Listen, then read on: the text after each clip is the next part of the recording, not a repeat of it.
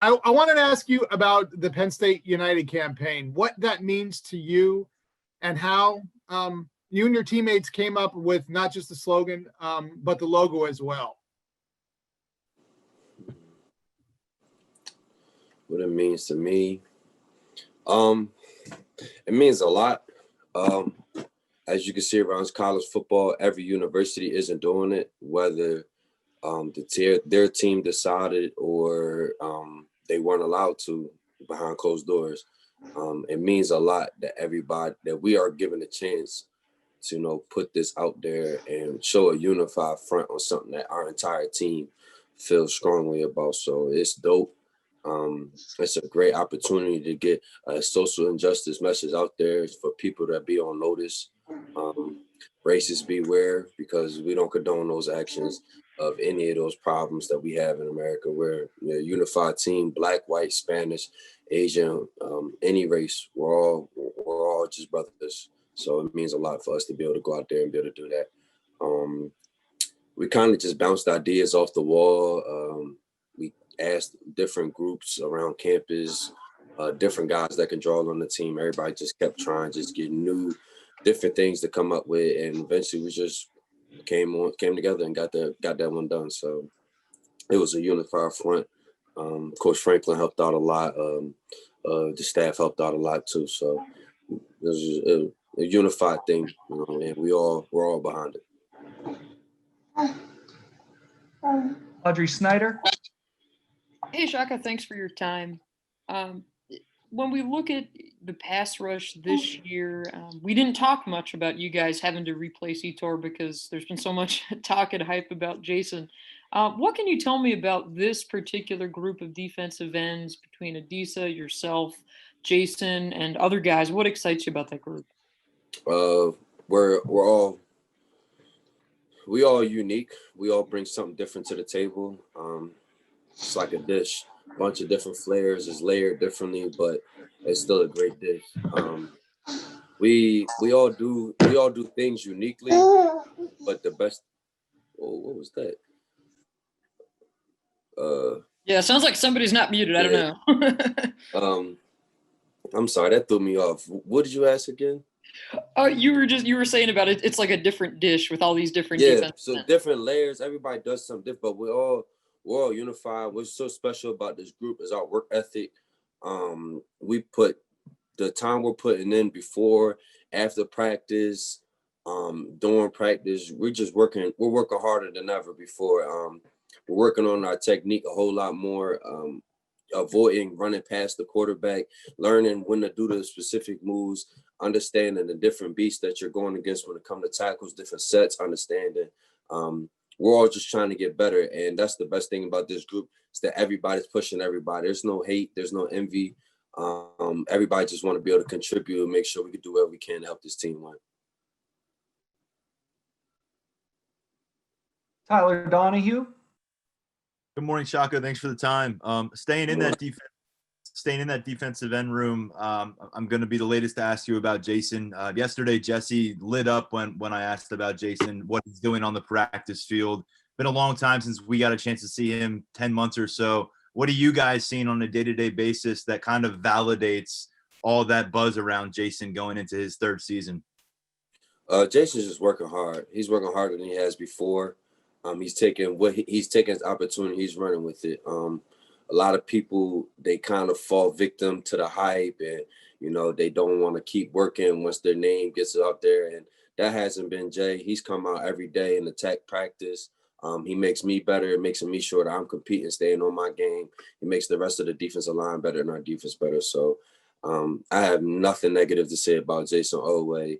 All he has to do is come out there and play his game. You know, he's put the work in this off season, in the classroom, on the field, you know, in the weight room. He's done everything. He's checked all the boxes. So now all he has to do is go out there and put it on the field. Go ahead. At the time. Am I good, Kevin? Okay. In your mind, what makes Jonathan Sutherland the best fit to wear the number 0, be the first to wear that number for Penn State? Just turn on the special teams tape. He's on all of them, and he's always dominating on special teams. He takes it serious. There's some guys who don't believe in special teams in football, and that's just the reality. And it's truly a third of the game, and it's very crucial. If your special teams doesn't perform, then you would lose the game. Block punts, kick returns, touchbacks, all those things matter. They all play a factor in the game. As John Sutherland comes on every single snap, you know what you're gonna get from him, and there's nobody more fitting that can showcase how well who more deserving than that number 0. He's done everything that he's been asked of. He's a great teammate, a great friend. He's a brother of mine, and I wasn't surprised. Nobody really was surprised when Coach was holding it up, trying to do the whole little inaugural thing. He's just trying, hey, this guy. Everybody knew it was going to be John Sutherland. No, there's a few guys that could be in the conversation, but when it comes to special teams, there's nobody better on our team.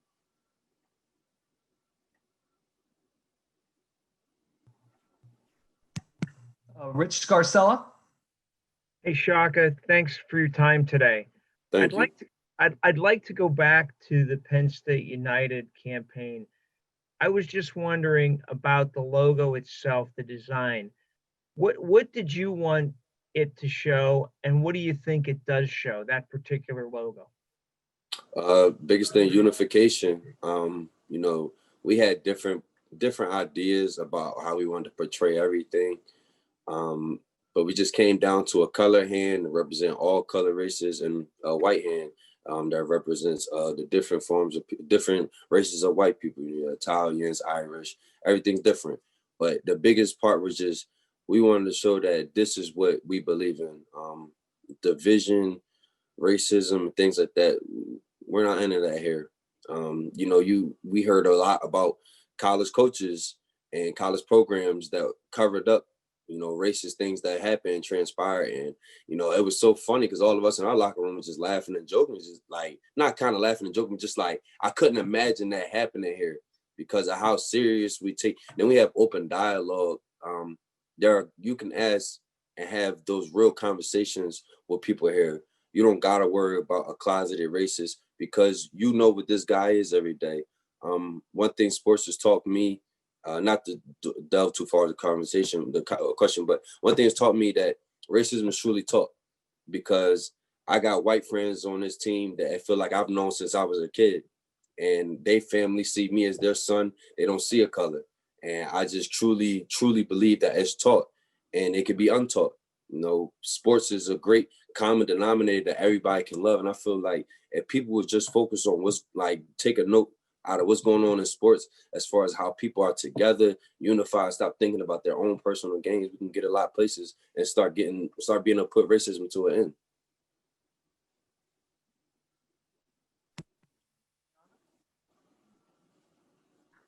Sorry, Kim. Hi, Shaka. I hope you're doing How you well. doing? I'm good. Good. So I'm just curious, in terms of family this season, what does that look like for you? Are they going to be making the trip to road games? Are they going to be trying to get downtown State College to feel out the environment? Is there any certain traditions that maybe you partake with your family during the season, but now that has to change a bit? No, my gang travels. My herd, they'll pile in 1 or 2 cars and they'll make the trip. If a guy catch a flight, we all kind of pitch in. My whole family, we all pitch in to make sure everybody can make it. My family is everything to me. I'm a big family person.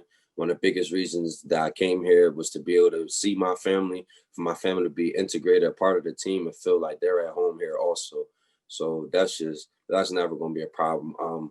One change that does affect is, I get like being able to interact with other families on Fridays. We don't really know how that's going to work, if families could come to the hotel still, or we can even be able to interact with them after the game just because of COVID. It's put us all in a bind. I think that's just like the biggest thing. Fridays, I get to see my classes, my class families. We've all been here for a lifetime, it feels like, since 2016. And, we always merge down, find each other. Everybody gets to talk and chat, but I don't know if we're going to get to do that anymore. So that's probably the main tradition that probably can bother me. Just not having that family atmosphere on a Friday, being able to stay in my room and not be able to socialize as much as we're all used to. I think that was like the biggest hurt for me, is not being able to just catch up with my family in person. Joe Giuliano. Morning, Shaka. Good morning.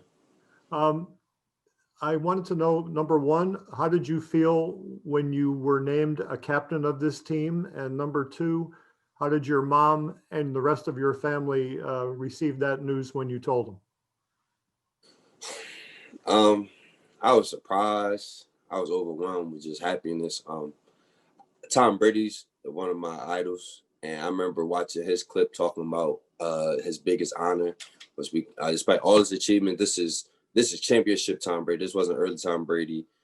He said his biggest honor was being named captain his senior year at Michigan, and I just knew I always wanted that, to truly be seen as a leader that everybody always can look to. I wanted the pressure of being a captain where you got to show up every day. A lot of people don't understand leadership. A big thing about it is consistency, and I wanted that. I wanted that pressure to put on me to make sure that I show up every day, give 150%, make sure I bring along my teammates, make sure I'm setting the culture and driving home what we got to get done. So I was speechless. My room went crazy. The D-line, they went crazy. Everybody was like throwing their books and stuff in the air. I couldn't believe it, honestly. I didn't know if I was going to get it, hoping for it, but I was going to support whoever did get the job. I was fortunate enough to receive it, and it's just been an honor, and I just feel truly blessed. I'm a kid from West Philadelphia. I never thought that in my last year of school, I'll be a captain at a school as prestigious as this. I'm going to do my best, everything in my power to represent the blue and the white, and just do whatever I can and just show that I'm deserving of this opportunity. And my family, I kind of let them just find out on their own. I usually spoil everything for them and just be like, hey, just give them like a simple little text. But my mom was crying. My sister Noelle was crying. Sister Nittany sent me like a 30-minute speech and through a text. Just friends and family, people were just pouring in the love. And I just felt truly appreciative of what I was getting from everybody. And a lot of people telling me I was deserving of it. And I didn't know if I was, but I just know what I'm going to do to uphold it now that I have the opportunity. Greg Pickle. Hey, Shaka, how you doing? How you doing? I'm good. I'm good, man. Thanks so much for your time. Hey, I'm just curious, as you've worked against this offense in practice, what have you noticed about it? What maybe excites you about it with Coach Shaka and some other new guys on that side of the ball? You want some new guys, or you want me to talk about? That's a 2-part question or 1-part question? So I'm sorry, it was poorly asked. And then what type of guys are exciting me? Yeah, I mean, just in general, what excites you about what you've seen from them? Well, as far as the system, the precision of it, it's not a whole lot of lollygagging. It's real precise. Things are done exactly where they're supposed to be done. And the thing about love Coach Shaka is the demand he has of excellence. He's always gelling. He's always fired up. And I don't know, that kind of gets me going as a defensive player to know that he's trying to come out and beat us every single day. It's exciting to see the energy. We ain't gonna talk about last year, but we know what type of play caller he is, and he's come in and he's proven that he was worth any amount or anything that he could have. You know what I'm saying? I'm sorry, I'm kind of rambling, but it's exciting. It's always excellence every day. He doesn't settle. The offense isn't settling. They're trying to make sure that it's crispy and clean as possible. So precision is the best, the most thing I could say, like the most highest thing I say is just it's always on time. Things aren't late, things aren't happening slow. It gets in and out, it gets done. And as far as players exciting me, Caden Wallace, he had a great camp. Noah Kane, another person I really like. Brenton Strange, I really like Brenton Strange.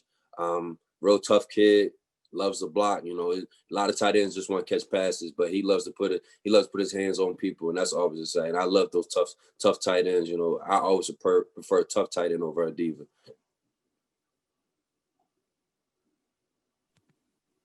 Connor Donahue. Yes, thank you, Shaka, for your time today. After Coach Sean Spencer's transition up to the NFL with the Giants, how has the transition been under John Scott Jr., especially under this like coronavirus bubble and the weird I've reached on this before, but it's been seamless. Like I mentioned before, a lot of coaches, they come in and try to flip the whole room on his head, try to make everything their way. And all he's done, is come in and integrate himself in our room's culture. He doesn't try to force people to do things they're not comfortable with. And he takes the time and due diligence to explain everything that he's doing. He's a great coach, like phenomenal. I can't speak any more highly of him. He's truly helped my career. You always have that worry with a new coach. How's he going to be? How's he going to treat me? What type is he really going to try to come in here and coach, or is he just going to try to come in here and just coast off of what we've already done? And all he's done is come in here and try to add on to our legacy that we've already had as a D-line here. And I'm excited to finally get my opportunity to get coached by him on an actual game. I was really sad because of just my time I spent with him in the spring. I could see the intellect and the details that he had as a coach, and not playing, us being on the version of playing, I was kind of really disappointed. And he's lived and getting opportunity to play and being coached by him every day. He's really, really improved my career and helping me cap off what has already been a long 4 years. So I'm grateful for Coach Scott to be here, and I'm happy, and I won't let him down. I told him that I got his back as long as he got mine. He's always had my back since he's been here. We have 2 more questions left for Shaka. We'll start with Tyler Donahue. Shaka, another addition to that defensive line room is Deion Barnes, guy, used to wear that uniform and do the same things you're going through. What is his presence meant for the room? And additionally, recruiting Philadelphia has not been an easy deal for Penn State over recent years. Not a ton of the top talent has come to town. They recently got a commitment there. Deion Barnes played a key role. Do you think he's the kind of guy who can be a difference maker on the recruiting trail in your home area? Absolutely. Us people from Philly, we all the same, and depending on your area can dictate your personality. But to our core, our morals, our values, we're all the same. And somebody coming in there and knowing the type of kid you are, knowing your background, your home life, what you went through, then he knows your high school too. He knows your coaches. All those things are going to factor into a kid like saying, can I go up there and enjoy myself at Penn State? I'm a guy from Philly. Me and Sharif we were extremely close, and just having somebody from your hometown being at the same college, you make things a lot easier. And Deion's not far in age. He's still in his 20s, late 20s, I believe. He knows what you're going through. And then he played, can be a knock on some coaches if they never played, and having a guy that plays your position, that played at your school, or just played football on your side of the ball, or he knows what the offense looked like when he was here. It's a real resource that a lot of people don't have. Most of the time you see success in recruiting with coaches that are from that area. And since he's from the area, I know it's going to help him a lot. He's a technician, demands excellence. I spend countless hours sitting watching extra film with him, working on my technique. And I'm just to convey for any D lineman in the Philadelphia area, if you want to get better, call Deion. He's going to help you get you where you need to be and get you where you need to be in your career. And I can't speak any more highly of him. I know that he's going to be a great defensive line coach one day, or a defensive coordinator, or a head coach, just because he's so critical of the details, and he cares. He cares a lot, and he takes the time to get to know you. I remember when he first got here, he was like, I got to figure out how I could talk to you so you can understand things in my lingo. And it took him about 2 weeks to understand that. And that's big for me, where I got a question and he can respond instantly the way I'm going to understand it, where I could just be like, okay, got it. Where it's not like I'm feeling confused or feeling something's left out. He takes that due diligence of time to get to know each and every one of us. And it's really just another great person in our room. Him, Coach Lewis, and Coach Scott, they're like a 3-headed goat. You can't go wrong with asking either one of them questions. And they're so insightful. It's really just great. A lot of people forget that Deion probably could play. A lot of people, times go on, all our coaches like, oh man, I played, I did this. And he's got film that's not no black or white or anything like that. It's a few years ago. So I think it's going to be a big help for him and his career as he progresses along. One last quick question for Joe Giuliano. Yeah, Shaka, I just wanted to ask, when we had your media day 3 weeks ago, you talked about trying to be the ultimate teammate. What is it about your personality that helped you get to that point from the time you entered Penn State to now? You know, I care so much. And I know people say that, but I take the time to get to know my teammates away from football. I take it upon myself to introduce every guy in the locker room I introduce myself to, because one day he might need to be able to talk to me, and he shouldn't feel like, oh, because I never had a conversation with him before, I can't go talk to him now. I just like to be a resource. You know, life outside of football happens consistently, and when we're athletes, a lot of that time we're told to put that stuff aside, or you got to focus on what you got in front of you when it comes to ball. And I focus on that stuff aside, because that's the stuff that lets you find out who that kid really is and what he's going through. And I know if I can be able to get him through that, when he looks at me on the football field and I say, yo, you're not running hard enough, he gonna say, okay, shot, because I know him. When I see a kid in his locker, I pay attention to all my teammates. If a guy isn't talking, I'm gonna make sure I go over there and speak to him, see what's going on. It's just showing people that you always got a brother in Shaka.